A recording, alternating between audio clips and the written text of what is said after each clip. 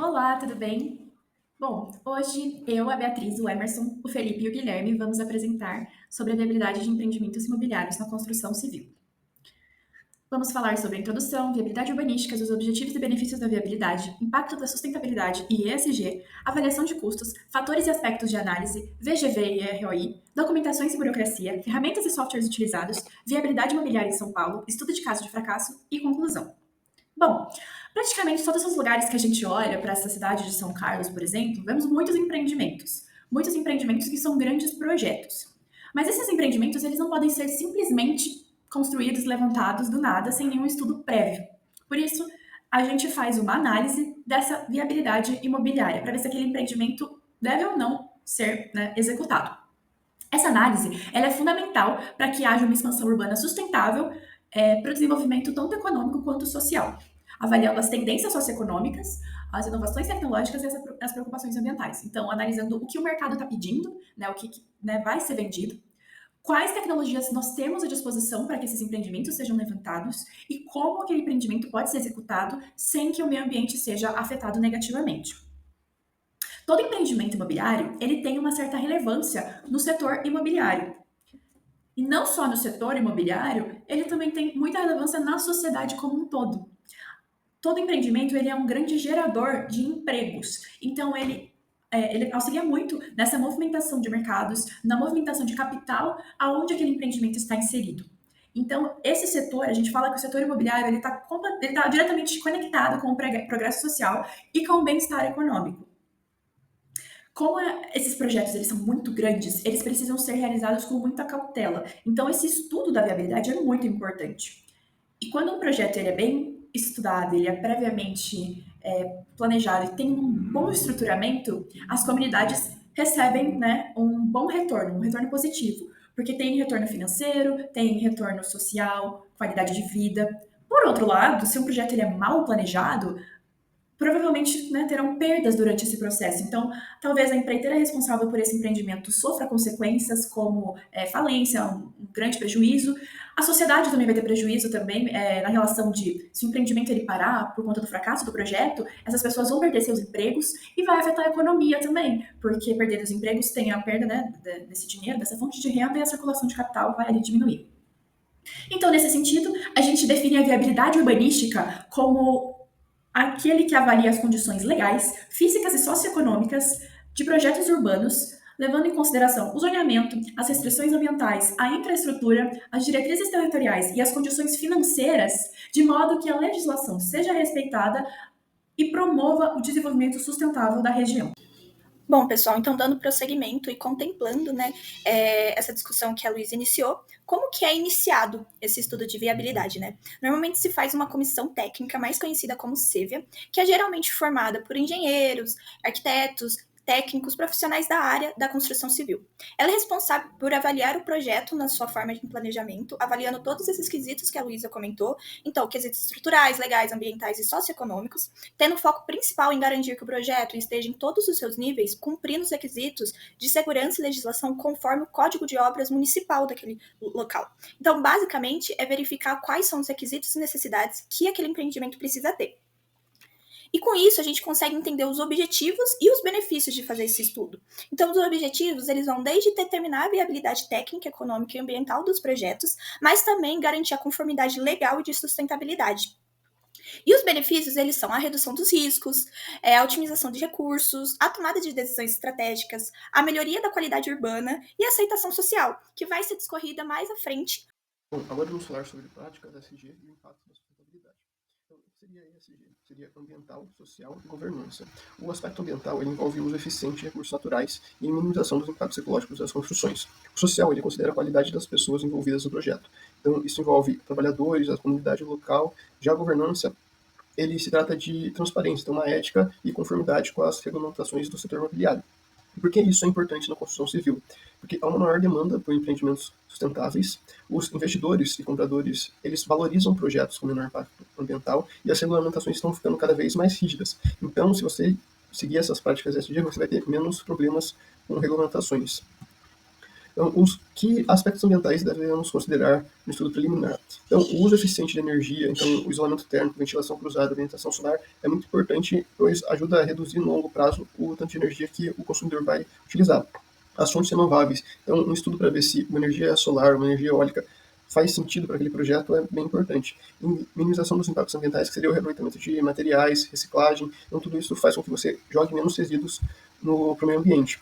E algumas restrições e regulamentações ambientais que você deve ficar atento é a preservação da paisagem local, então a manutenção de áreas verdes tem uma harmonia com o entorno, a preservação ambiental, então áreas protegidas, árvores, então tem às vezes alguma coisa que tem uma necessidade de compensação ambiental, tudo isso você tem que estudar na viabilidade.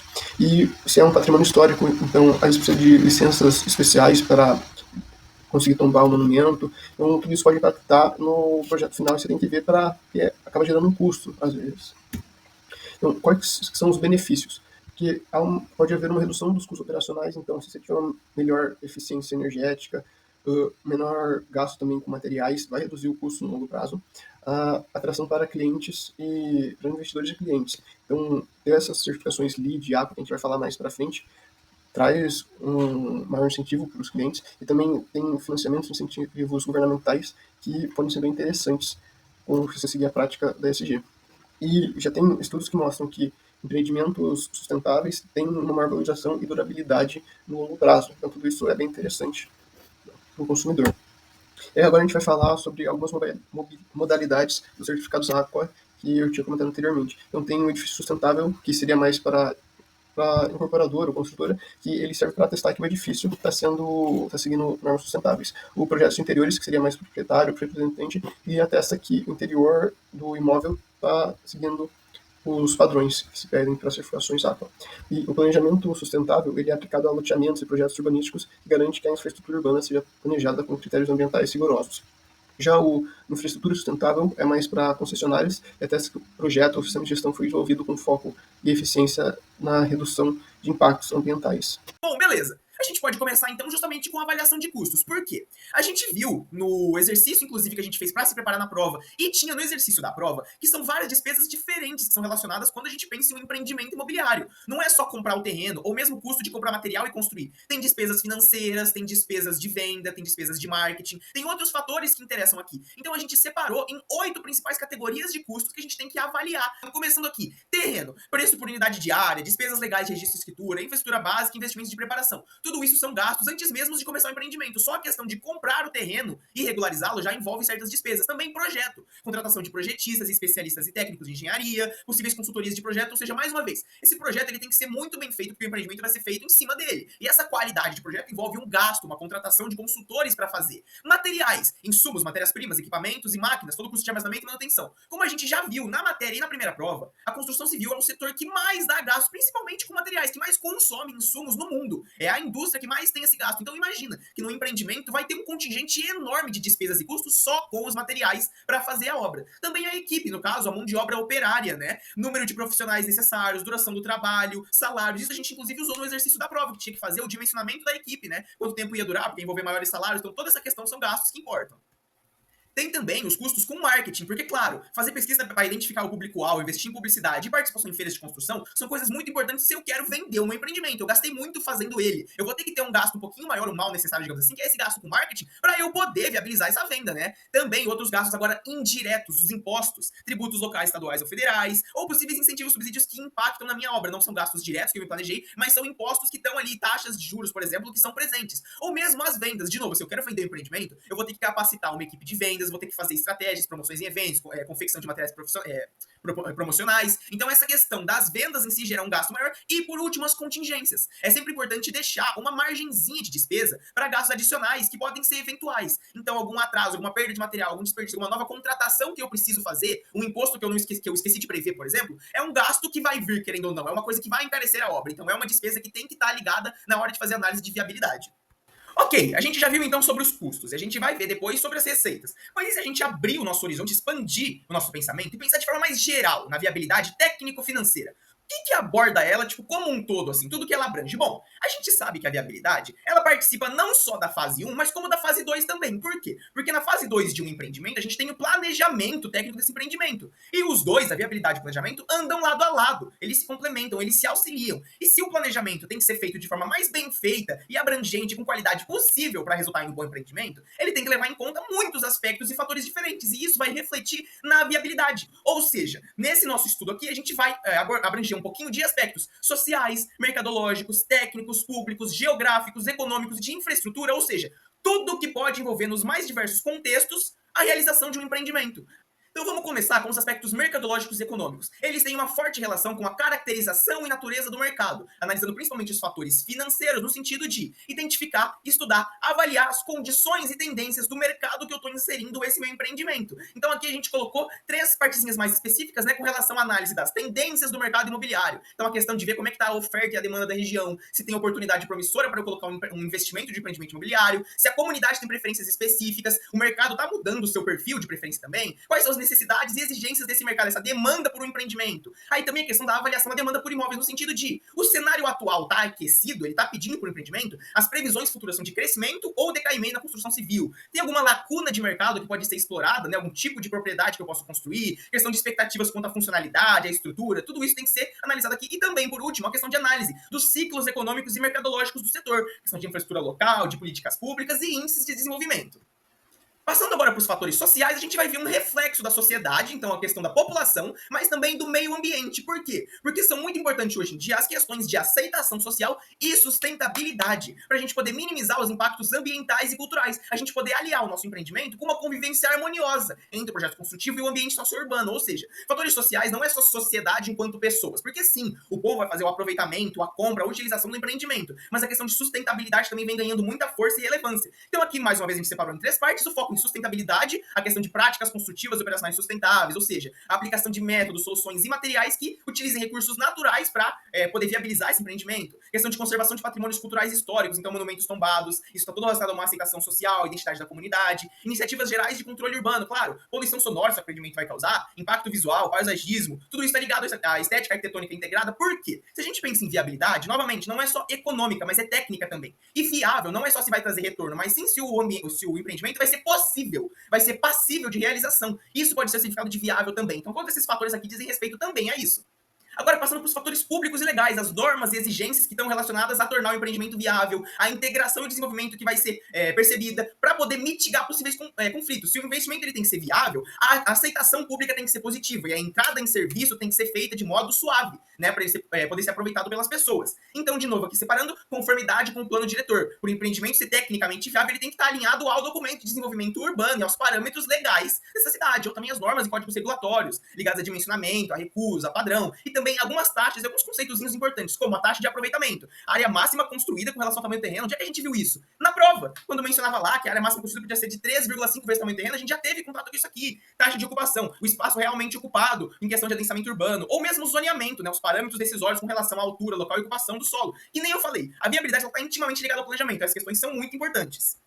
E por fim, os fatores geográficos e de infraestrutura, que são o maior, assim, que a gente teve que separar em 2 partes. Por quê? Eles vão dizer respeito a posicionamento, localização e estrutura do local, abrangendo todo o contexto geográfico e ambiental no qual o empreendimento vai ser situado, porque isso vai orientar a execução e o aproveitamento, então como eu vou construir o empreendimento e como eu vou utilizar depois. Então aqui rapidinho, formato do terreno, a questão de área do terreno, se vai ser retangular, se vai ser maior, menor, tudo isso importa, né? A questão da utilização do espaço, a comparação entre a exigência legal de uso e as dimensões reais do empreendimento, ou mesmo recurso de infraestrutura. Será que na construção do empreendimento ali no entorno eu vou ter um abastecimento e distribuição suficiente de serviços essenciais? Será que as condições de transição, acesso, transporte e interação vão estar sendo respeitadas? Só assim eu vou poder dizer que o empreendimento é realmente viável. Topografia da região também, declividades, elevações, fatores geológicos do terreno vão impactar nas máquinas, nos equipamentos, nos materiais que eu vou utilizar e como eu vou fazer esses métodos para construir um empreendimento. Por fim, propriedades do solo, então resistência, drenagem, composição de forma geral, porque todo o prédio, digamos assim, vai ser colocado em cima desse solo. Então, para ele ser viável e ficar de pé, tem que ser feito esse estudo. Espaços ao redor, espaços temporários, né, o canteiro de obras ou paisagens vizinhas, edifícios ali no entorno, questão de sombreamento é importante, e por fim algumas outras coisas como design arquitetônico, acabamento, proximidade de áreas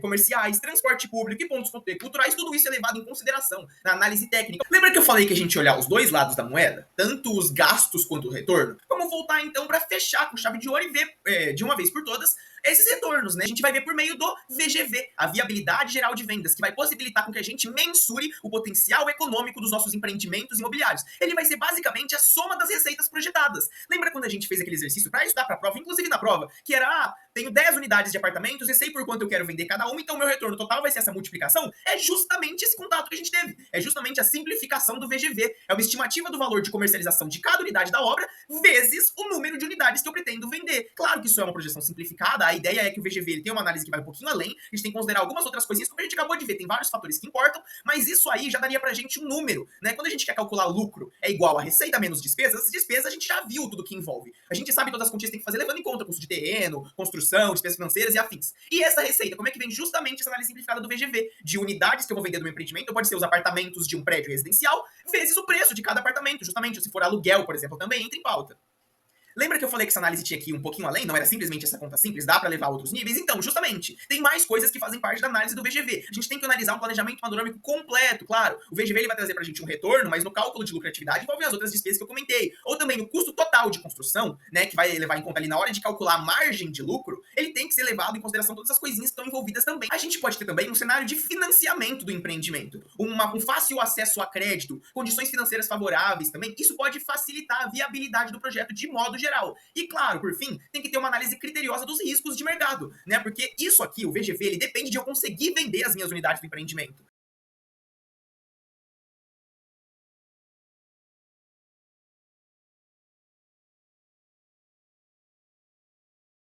Bom, agora vamos falar sobre o ROI, que seria Return on Investment.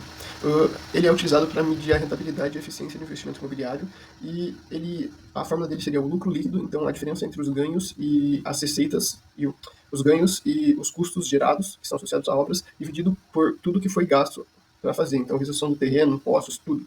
E tudo isso vezes 100, que daí vai dar uma porcentagem. E esse índice é bem importante para você tentar também sempre melhorar ele, para trazer uma maior lucratividade do projeto e também para ver se o projeto, ao longo prazo, ele faz jus ao investimento que você está colocando nele. Então, por exemplo, se você tem um imóvel que você investe nele vai dar um retorno de 10%, às vezes você pensa, pô, se eu investir numa Selic, tem muito menos risco e vai dar 11, 12% ao ano. Então, não compensa eu investir meu dinheiro nesse imóvel, por causa que o custo de oportunidade vai ser muito maior do que se eu colocar em outro investimento mais seguro. Então, tudo isso tem que ser levado em conta para a análise. Bom, então agora a gente vai falar um pouco de documentações e burocracias, que não é a parte legal do estudo e nem mesmo do projeto em si, dessa disciplina, mas é extremamente importante. Quando você entende a documentação e a burocracia dentro do seu empreendimento, você consegue garantir que todas as fases do seu projeto estão seguindo de forma legal todos os níveis de construção, de empreendimento, evitando problemas jurídicos e garantindo a segurança e diminuindo os riscos, além de ajudar no planejamento de custos. Também ela é muito importante para que seja conseguido os alvarás e licenças finais, como o habita-se, que vai ser comentado durante essa parte. É óbvio que não é viável a gente trazer numa apresentação todas as documentações e burocracias necessárias dentro de uma obra, mas a gente trouxe estrategicamente documentações que é perceptível como uma ajuda a outra. Então, bom, primeiro falando da escritura de compra e venda, ela é diferente do contrato de compra e venda. O contrato de compra e venda é basicamente uma afirmação daquela negociação. Já a escritura de compra e venda, ela determina realmente os termos de negociação. Ela é obrigada a partir do artigo 108 do Código Civil, que significa que, se o seu imóvel ele passa de 30 vezes o salário mínimo, você precisa, obrigatoriamente por lei, ter essa escritura. Ela pode ser realizada em cartórios de notas, e por conta dessa burocracia ser realizada no cartório de notas e ser autentificada, ela precisa ter um custo, mas não é um custo fixo, até porque quando você autentifica notas, né, é por páginas, então você consegue ver o custo desse imposto de transmissão de bens imóveis dentro do próprio cartório.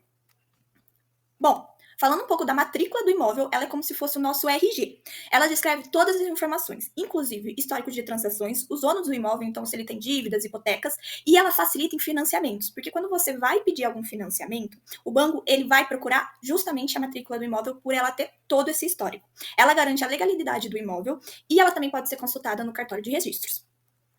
Os estudos de projetos técnicos, seja eles arquitetônicos, estruturais, elétricos e hidrossanitários, são muito importantes, porque com eles a gente consegue economizar recursos e conhecer tanto o espaço como a rede elétrica e hidrossanitária. A gente consegue otimizar os custos e facilitar a aprovação e legalização de alvarás e licenças que depende desses projetos. Bom, falando um pouquinho do alvará de construção, que é um dos alvarás essenciais, né, para a gente conseguir ter esse empreendimento, ela é emitida pela prefeitura, ela é autorizada burocraticamente para a realização da obra e ela precisa estar no local, fisicamente, por conta da fiscalização. É como meu pai fala: se você não tem esse alvará junto com você, você prepara o seu bolso e o seu ouvido, porque o quanto você vai ouvir, o quanto você vai pagar de multa é brincadeira. Ela tem validade de 1 a 5 anos. Então, ela precisa ser atualizada e reatualizada, e ela é emitida após a aprovação do projeto e diante de fiscalizações. Falando um pouquinho do Habita-se, ou certificado de conclusão, ele é das licenças mais importantes para que a gente consiga realmente colocar esse projeto na comunidade, realizando o que o cliente externo pediu de fato. Ele é a autoconclusão da obra e ele é expedido pela prefeitura. Ele confirma a habitabilidade do imóvel, conforme aquele código de obras que a gente comentou lá no começo da apresentação. E ele é sujeito a vistorias do local. Então, deu para perceber como uma documentação e burocracia vai ajudando a outra e vai ajudando a outra? Então, é muito importante, em todos os níveis, conhecer tanto a burocracia quanto todas as documentações. Bom, a gente ainda tem o auto de vistoria do Corpo de Bombeiros, que é emitido pelo próprio Corpo de Bombeiros e confirma a segurança do imóvel contra incêndios. Ele é requisito para a liberação de qualquer edifício, então precisa ter essas duas últimas licenças para que seja possível realmente estrear aquele edifício, aquela construção. É muito importante que, conforme for o nível, o tamanho do seu empreendimento, você tenha setores responsáveis com você, como advogados e contadores, para te ajudar nesse processo. Eu vou falar um pouco mais agora sobre alguns fatores que influenciam na análise de viabilidade de empreendimento e, posteriormente, eu vou trazer também alguns softwares e ferramentas que ajudam no estudo desses fatores. Bom, o primeiro fator é a topografia, que se trata de uma ciência que busca estudar o comportamento do solo em termos de nivelamento e elevação, e ele acaba sendo muito importante para um projeto, né, porque normalmente os terrenos que são adquiridos, eles são apresentados de maneira não planificada, né, acaba tendo algumas variações quanto à elevação, e o que acaba implicando em custos de escavação, de planificação. Então acaba que é muito importante saber estudar nesse tipo de fator. Daí que eu trouxe uma ferramenta, né, na verdade é um software chamado Recap da Autodesk, a mesma empresa que fez AutoCAD, e, bom, o objetivo dele é apresentar de maneira gráfica como se dispõe, né, determinado terreno, e normalmente o funcionamento dele se inicia com o uso de um drone. Daí, com esse drone, vários pontos do terreno são captadas informações, né, informações gráficas e, né, com o auxílio de alguns aparatos, como relacionados a laser, por exemplo. A cada ponto ele compara, né, a elevação e faz essa diferença. E depois que ele escaneia cada ponto, ele gera um arquivo chamado nuvem de pontos. Daí, posteriormente, esse arquivo ele pode ser importado em outros softwares para poder, né, ser estudado o terreno, no caso. Aqui tem duas imagens. A imagem da esquerda, né, que é o software já funcionando. Tem um terreno, né, como vocês podem ver. Dá para ver que é um tanto realista o terreno, né, uma apresentação feita após o escaneamento. E na imagem da direita tem um outro terreno, e não que parece ser um mapa de calor, na verdade é uma função, e essa função significa que a cada nível de cor, né, representa também um nível de elevação, né? Então, por exemplo, o nível roxo representa um ponto consideravelmente alto quando comparado com os locais que estão em vermelho, por exemplo. Daí que tem mais um elemento que eu resolvi trazer que está, né, relacionado ao fator social, que se trata da arquitetura, e normalmente a arquitetura acaba que está relacionado com aspectos culturais, estéticos, que por sua vez estão relacionados com o local em que algum projeto é feito, né. E bom, tem muitas importâncias relacionadas à arquitetura, né? E aqui eu trouxe algumas, como por meio da arquitetura você pode controlar, né, as decisões referentes ao design do local, a funcionalidade, dentre outros pontos.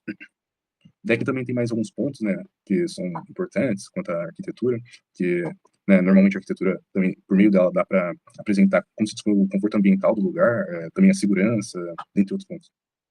Aí que tem tem um software chamado Revit, da empresa Autodesk, e, bom, é um software que busca, um software de modelagem, né, mas só que restrito à área de arquitetura e engenharia, né, e, bom, ele é muito prático na hora de usar, ele tem funções próprias para engenharia civil mesmo, por exemplo, é muito fácil fazer uma parede nesse software, né, e eu acredito que ele é muito bom para poder apresentar, né, de maneira simultânea, né, atualizar as decisões que são feitas no projeto, né, no que está relacionado à arquitetura, como por exemplo. E aqui tem duas imagens, já da interface do Revit, né, no caso que está apresentando, né, algum tipo de projeto. Na imagem esquerda tem uma estrutura, né, que parece um prédio, e dá para ver o quanto é realista, né.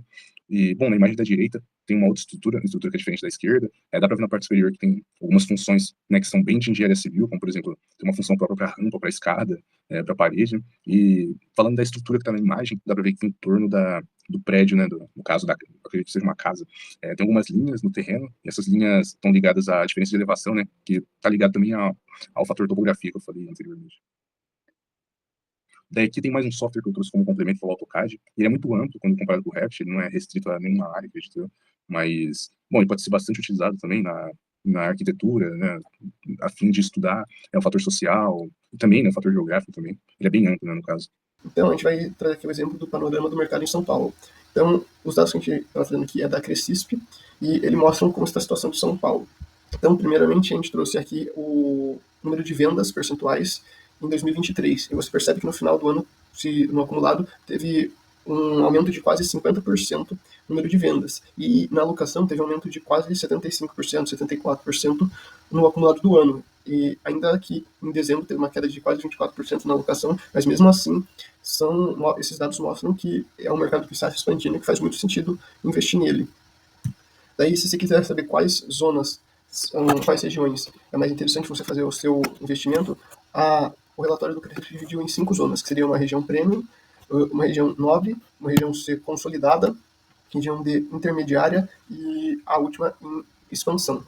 Então, você vê que nos gráficos à direita, que é a distribuição de vendas por zona e de locações, que os bairros mais nobres, premium, ele tem uma maior procura por vendas, enquanto ali intermediário, consolidada, há uma maior procura por locação de imóveis. Então, se você vai investir para vender, é mais interessante fazer na região A ou B, enquanto para a locação é bem interessante na C e também interessante na D. E se você decidir, então, vamos fazer uma locação, daí você tem que analisar quantos dormitórios, qual vai ser o preço. Eu também tenho esses gráficos que o relatório traz, e você vê que quase 22% de todos os imóveis que são alugados em São Paulo têm dormitórios e estão na região C. Então, é um local muito atrativo para você colocar o seu imóvel para alugar. Então, e também você pode ver que se você decidiu fazer um imóvel para alugar na região C, não faz sentido ter 3 ou 4 dormitórios, porque cai consideravelmente o número de locações. E também o preço que você vai alugar esse imóvel. Então a gente vê aqui que de 900 a 1.200, 1.500 a 1.800 são faixas de preços que tem mais gente procurando. Então não faz sentido você fazer um imóvel de R$ 2.400 na zona C que não vai ter muita procura. Então com esses dados você consegue ter uma noção de onde você vai investir, que tipo de imóvel vai ser, o preço, para ter uma demanda maior, conseguir estar sempre ter uma liquidez desse imóvel. Eu trouxe um exemplo, né, de um projeto de construção que teve como resultados pontos negativos, né, e se trata da Copa do Mundo de 2014, feita aqui no Brasil, né, e ao final do projeto, né, houveram alguns pontos negativos, como suspeita de superfaturamento, desperdício de dinheiro, e, bom, relacionado a esse projeto, eu trouxe como se dispõe, né, na nossa visão, como foram estudados, né, alguns fatores, né, relacionados à viabilidade de empreendimento.